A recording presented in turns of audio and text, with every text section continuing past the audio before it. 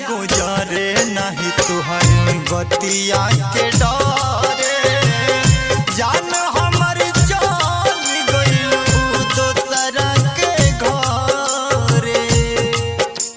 लोग मोहब्बत करते हैं पर मोहब्बत की कद्र नहीं करते। लोग मोहब्बत करते हैं पर मोहब्बत की कद्र नहीं करते। अगर मोहब्बत की परिभाषा जान जाते दोस्तों तो कभी मोहब्बत ही नहीं करते। हो रतिया गुजरे नहीं तुहर बतिया के डरे जान हमर चल गइलू दोसरा के घरे। नैना से लोना ढर के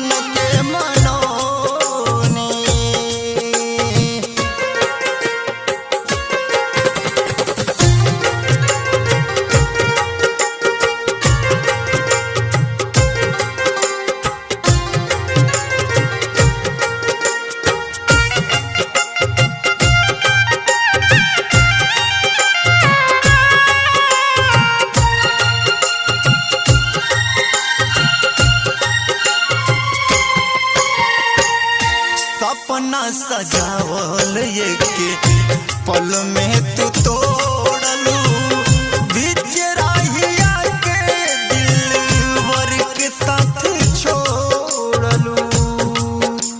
प्यार करते हैं लोग पर प्यार तो एक अधूरा कहानी होता है। प्यार कहते हैं लोग पर प्यार तो एक अधूरा कहानी होता है। प्यार का जो भट्टा अपने गले में ढालता है गम के आंसू दिन रात रोता है। हो सपना सजावल के पल में तू तोड़लू बीच राहिया के दिलवर के साथ छोड़लू। दिल मजबूर न जाने हो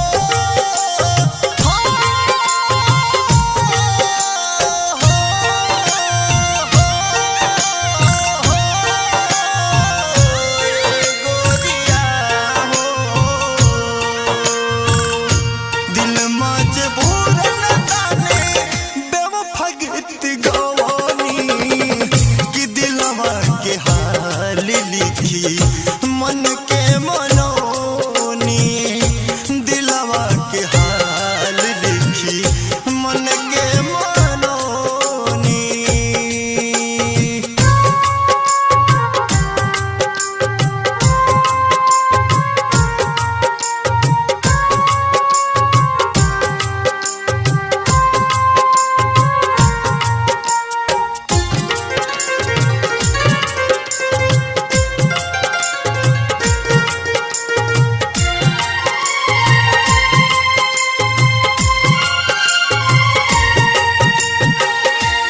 छने लजुआ पीबू मन घबराया कहे संजय सागर कहे हो गइलू पराया।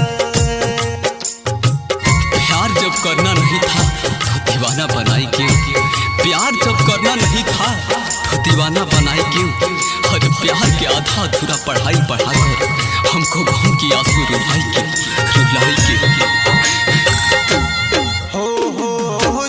छने लजुआ पीबू मन घबराया कहे जितेंद्र कहे हो गइलू पराया।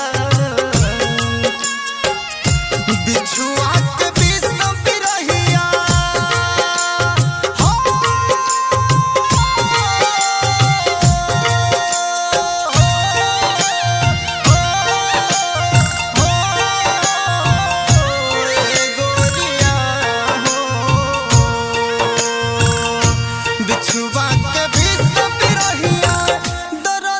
हम पवनी